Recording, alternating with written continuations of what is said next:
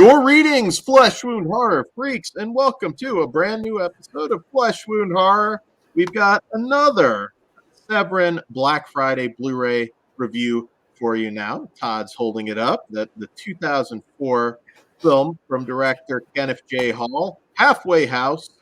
And I was very excited when they announced this one. We were just talking on our Black Friday show about how we kind of want more on Blu-ray from this era. The 90s and 2000s up to like 2010 or so.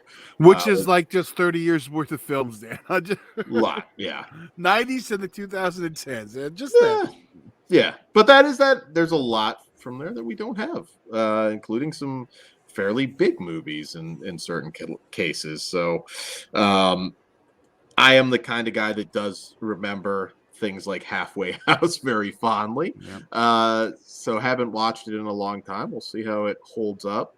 I know. All right. When it got announced, we were questioning if it was this one.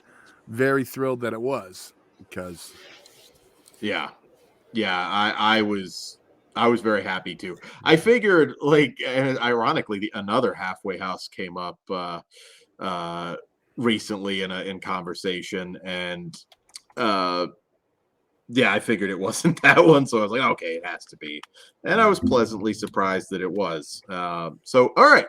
Halfway House. Young girls are disappearing in and around the Mary Magdalene halfway house for troubled girls. Desperate to find out what became of her sister, Larissa Morgan goes undercover to infiltrate the Catholic-run institution. Once inside, she encounters Father Fogarty, a priest with a passion for punishment. Sister Cecilia, a nun with a dark past plotting an even blacker future. Edwina and her love toy Cherry Pie, tough Latino Angelina, and her homegirl and a sinister handyman named Lutkiss, played by the legendary Cleve Hall. Rest in peace. It's not long before she's caught up in a twisted web of sadism, violence, and wanton lust before finally learning the ultimate secret of the Halfway House. All right, so I wish we had more of these movies made today.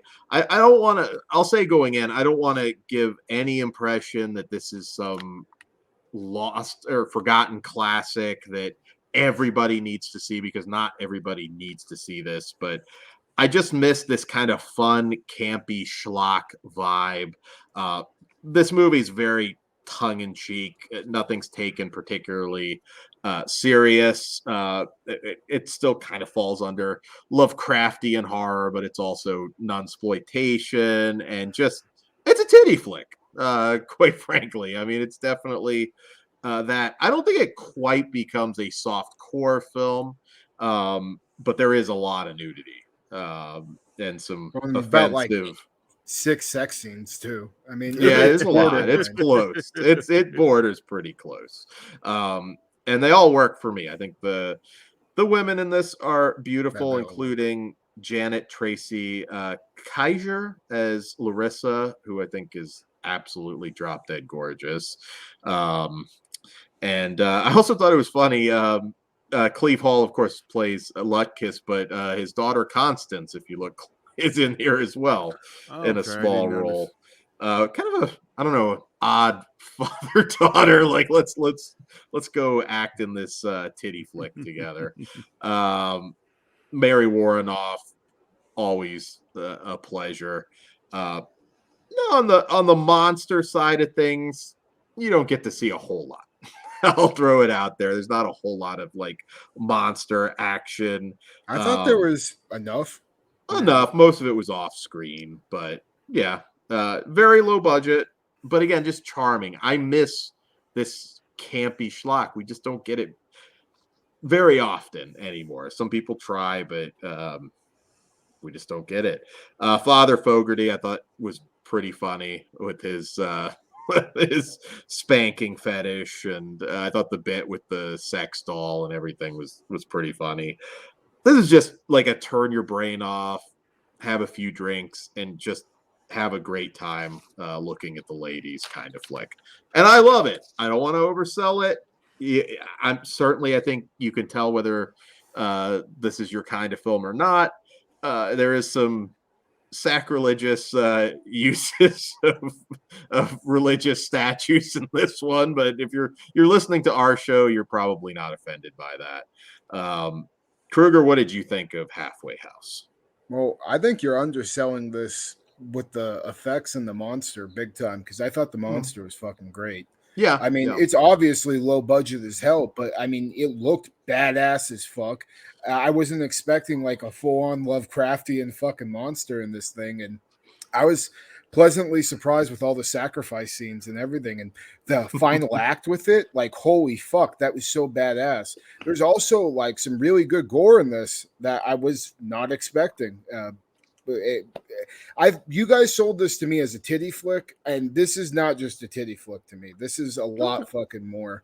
And It's a titty flick first, though. That's the Yeah.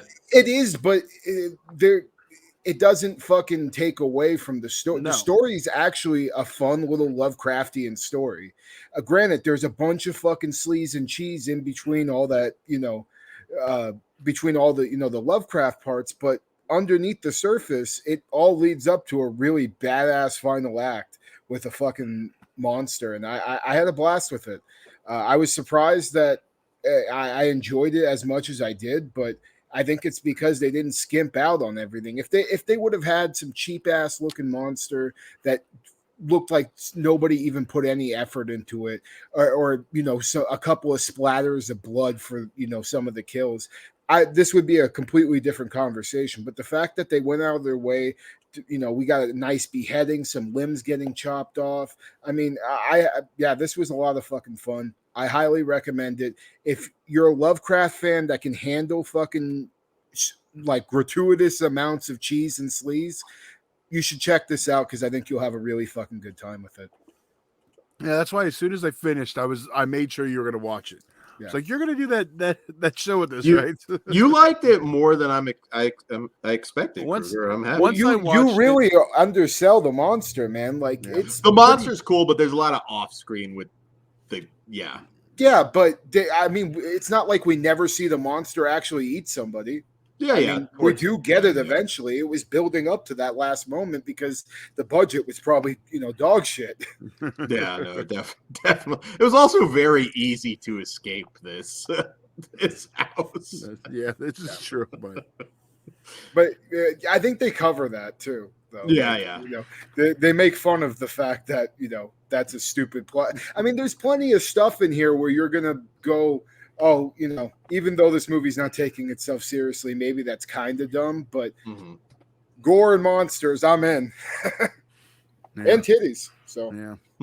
So I said, as soon as I was done, I was like, I had to make sure he was going to do it, because I could tell that last act. I was like, yeah, if Kruger watches this, he'll dig this. the At Jaws least reference, dude. Yeah. Holy shit. Yeah. We also get Ashley Fires, who's an adult film star. No surprise in this one. It just has that right that tone that just hits you just right, and I don't know what can I say.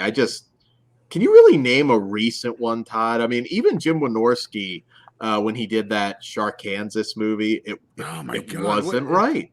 It wasn't right. It seems like he was influenced by a certain director I shall not name, because I don't get it. Yeah, I was really disappointed.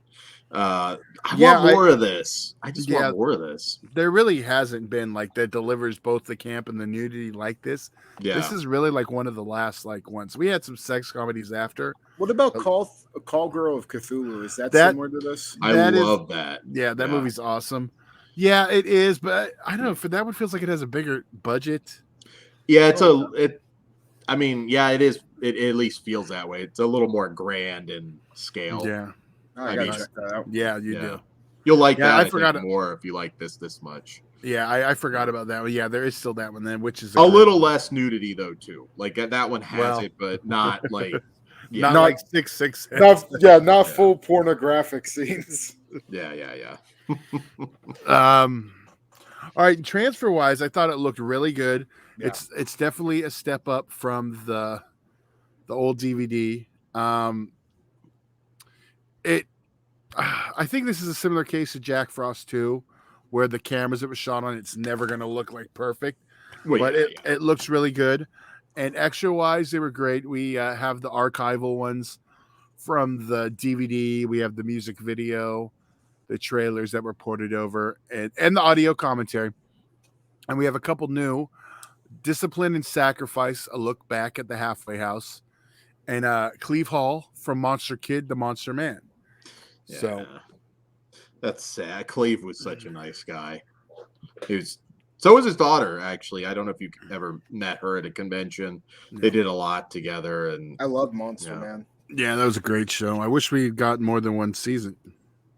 didn't we get two? Maybe my memory's playing. If tricks it was, on it me. wasn't enough, but I'm pretty sure it was one. Yeah. All right. And he was a true Monster Man because he got to play fucking Godzilla. And he's really good in this too. You can tell he was having a blast. Yeah. So yeah, well, why don't we rate it? Kruger, what say you? I am a 3.5 out of 5, and I think there may even be room to grow on there. So yeah, definitely really enjoyed this a lot. It's my kind of movie. I'm a 4 out of 5. I just think it's great. It's a ton of fun, and not for everybody, but man, check it out and just you'll feel better about the world after watching Halfway House. What say you, Todd? I was actually going back and forth between your guys' ratings, but the fact that I watched this second out of the Black Friday stuff over a David Hess film tells me I did really want to watch it again. Mm-hmm. So I'm going to give it a 4 just because of that reason. Sweet. Also the cheapest release, so there's that as well. All right, guys. We hope you've been enjoying these early Severin Blu-ray reviews, and we'll probably have some more for you. And be sure to go back and listen to our Severin show, which we cover all that, but then we go on about a lot of other stuff as we tend to do. It's a fun show.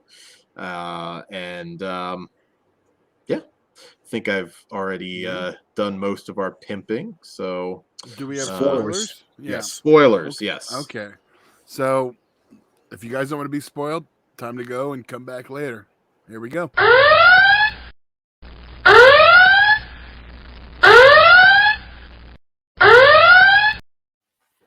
All right. So, first off, I was really, really happy with that weed eater kill because I thought it was going to be, a cheap off-screen thing. But the fact that they actually had, that police chief's guts fall out of him after, that was really fucking, just nice touch. Make it, bloody and gory. When the fucking group of girls almost shove the Virgin Mary inside this virgin's cooch, I was way more excited than I probably should have been. I kind of wish they would have went through the whole thing because that would have brought this movie maybe to a 5. But yeah, that was just a lot of fun. I love the decapitation on that punk dude while he's fucking his girlfriend, and just it looked nasty and it looked good. The machete that got tomahawked into the main police guy. I thought that was great, and I loved how he still had it in him when he went to go save Homegirl, and he fucking pushed the machete still in his chest into the henchman to make him fall off. That was awesome. I love the monster getting his eyeball shot out, so he ends up eating the nun that's supposed to birth his babies, and the nun's holding a fucking gas canister, and the girl gets the gun and fucking pulls the Jaws line, "Smile, you son of a bitch," and blows the motherfucker up. Awesome. Like that ending put it on a whole nother level for me. So I had so much fucking fun with this movie. Yeah. Nah, it is. More, please. Yeah. Whoever's out there, make more like this, yeah. because there's a market. I don't have any spoilers in particular. Just see it. It's great. Todd, you're muted. You're muted. Sorry, I was coughing there. Yeah, I'm. So I guess we have anything else before. I guess we're gonna do another 7 title. We kind of talked about which, but I don't want to say it till we figure it out for sure. Keep an eye on the channel. Also, giveaways coming soon. So yeah, we got to talk about that too. So we got some All right. behind the scenes stuff to handle. Yes. All right, guys. Have a good one. Stay tuned to the channel, and good night, and Merry Christmas. Oh, Feliz Navidad. Wait, Yeah. Pugs It's isn't all right. here. It's Merry Christmas tonight. All right. Merry Christmas, motherfuckers. All right, now.